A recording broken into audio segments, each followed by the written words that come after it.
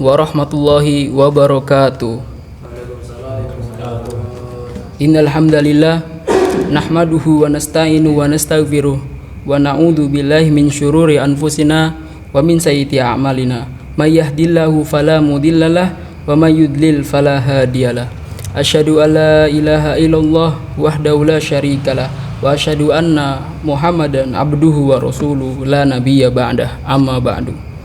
Pertama-tama, marilah kita panjatkan puji dan syukur kepada Allah Subhanahu wa taala atas nikmat iman dan Islam. Atas karunia-Nya juga kita bisa berkumpul di tempat yang mulia ini. Salawat serta salam kita sanjungkan kepada baginda Nabi Muhammad SAW yang telah membawa kita dari zaman kegelapan menuju zaman yang terang benderang dengan cahaya Islam. Bapak-bapak dan ibu-ibu yang dimuliakan oleh Allah Subhanahu wa taala. Nabi Muhammad SAW adalah nabi terakhir yang memiliki banyak keistimewaan. Satu di antara keistimewaan Nabi Muhammad SAW adalah akhlak beliau yang mulia.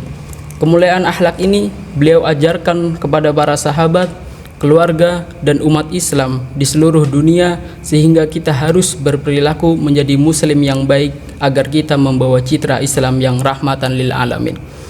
Kemuliaan akhlak Nabi Muhammad SAW mendapat apresiasi dan pujian dari Allah Subhanahu wa taala dalam Al-Qur'an. Hal ini sebagaimana firman Allah di dalam Al-Qur'an dalam surat Al-Qalam yang berbunyi wa innaka la'ala khuluqin azim, yang artinya dan sesungguhnya engkau Muhammad berada di atas akhlak yang agung.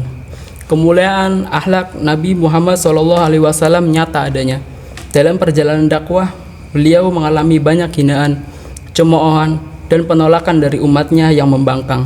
Namun nyatanya beliau selalu memaafkan mereka. Melihat Nabi Muhammad SAW yang mulia sering mendapatkan cemoohan dan hinaan dari kaumnya, malaikat Jibril menawarkan bantuan untuk menghancurkan mereka hingga binasa. Namun dengan lemah lembut dan penuh kesabaran, Nabi Muhammad SAW menolak tawaran dari malaikat Jibril itu. Beliau mengatakan mereka hanya umat yang belum tahu. Hal ini menunjukkan kemuliaan dan keluasaan hati Nabi Muhammad SAW yang mulia, yang mudah memaafkan orang lain. Dan itulah akhlak dan kecintaan Nabi Muhammad SAW kepada kita sebagai umatnya.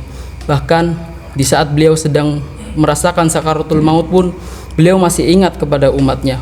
Beliau mengatakan ummati, ummati, ummati. Ini menyatakan bahwa Nabi Muhammad SAW sangat khawatir akan keadaan umatnya setelah beliau meninggalkannya. Bapak-bapak, ibu-ibu yang dimuliakan oleh Allah Subhanahu wa taala, lalu pertanyaannya, apakah di dalam hati kita sudah tumbuh rasa cinta kepada Nabi Muhammad SAW? Dan jika belum, bagaimana cara menumbuhkan cinta kepada Nabi Muhammad SAW? Perlu diketahui terlebih dahulu sebelumnya bahwa kecintaan kepada Nabi Muhammad SAW bagi orang Islam adalah keniscayaan. Kecintaan dan ketaatan kepada Allah harus dibarengi dengan kecintaan kepada Nabi Muhammad.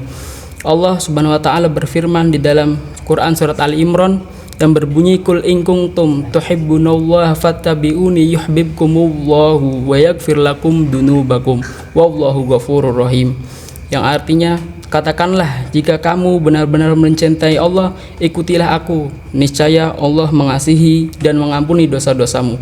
Allah Maha Pengampun lagi Maha Penyayang. Disebutkan dalam sabda beliau SAW, la yu'minu ahadukum hatta akuna ahabba ilaihi mi walidihi wa waladihi wan nasi ajmain, rawahu Bukhari, yang artinya tidak sempurna iman salah seorang dari kalian sehingga menjadikan aku lebih ia cintai dari orang tuanya, anaknya, dan seluruh manusia. Hadis riwayat Bukhari.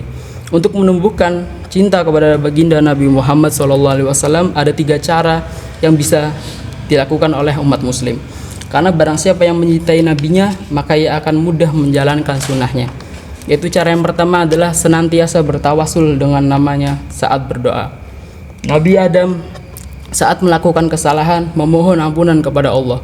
Qala rabbana dzalamna anfusana wa illam taghfir lana wa tarhamna lanakunanna minal khasirin, yang artinya keduanya berkata, ya Tuhan kami telah menganiaya diri kami sendiri, dan jika Engkau tidak mengampuni kami dan memberi rahmat kepada kami, niscaya pastilah kami termasuk orang-orang yang merugi. Quran Surah Al-A'raf. Allah mengampuni kesalahan Nabi Adam karena dalam doanya beliau bertawasul dengan nama Nabi Muhammad SAW. Sebagai yang disampaikan Syekh Muhammad Alawi Al-Maliki dalam kitabnya Mafahim Yajibu Antusah, mengutip dari Al-Hakim dalam kitab Al-Mustadrak, yang artinya Rasulullah SAW bersabda, ketika Nabi Adam melakukan kesalahan, beliau berkata, "Ya Tuhanku, aku meminta dengan hak nama Muhammad agar engkau mengampuniku." Allah Azza wa Jalla pun berkata, "Wahai Adam, bagaimana kamu tahu tentang nama Muhammad padahal aku belum menciptakannya?" Adam pun menjawab, "Ya Tuhanku, ketika engkau menciptakanku dan meniupkan roh kepadaku, aku angkat kepalaku, kemudian aku melihat tertulis di arsy-Mu, La ilaha illallah wa Muhammadur Rasulullah. Dan aku sungguh tahu bagaimana engkau tidaklah menambahkan suatu nama di sisimu, melainkan ia yang paling engkau cintai." Kemudian Allah berkata, "Wahai Adam, kamu benar, sesungguhnya dia adalah makhluk yang paling aku cintai. Apabila kamu meminta dengan hak namanya, maka aku ampuni kesalahanmu. Kalaulah bukan karena dia, tidaklah aku menciptakanmu." Hadis riwayat Al-Hakim. Lalu cara yang kedua untuk menumbuhkan cinta kepada baginda Nabi Muhammad SAW yaitu senantiasa bersalawat kepada Nabi. Perintah salawat kepada Nabi Muhammad SAW disampaikan langsung oleh Allah dalam Al-Quran, "Innallaha wa malaikatahu yusalluna 'alan nabi, ya ayyuhalladzina amanu shallu 'alaihi wa sallimu taslima." Yang artinya, sesungguhnya Allah dan malaikat-malaikatnya bersalawat untuk Nabi. Hai orang-orang yang beriman, bersalawatlah kamu untuk Nabi dan ucapkanlah salam penghormatan kepadanya. Quran Surat Al-Ahzab ayat 56. Imam Al-Qurtubi dalam kitab tafsirnya menjelaskan bahwa salawat Allah kepada Nabi Muhammad berarti rahmat dan keridoannya kepada beliau. Sedangkan salawat para malaikat berarti doa dan permohonan ampun istighfar mereka bagi Rasulullah. Adapun salawat umat Islam merupakan doa pengagungan terhadap kedudukan Muhammad Sallallahu Alaihi Wasallam. Maka dari itu perbanyaklah membaca salawat, apalagi di hari Jumat, sebab salawat kita akan disampaikan langsung kepada baginda Nabi Muhammad Sallallahu Alaihi Wasallam.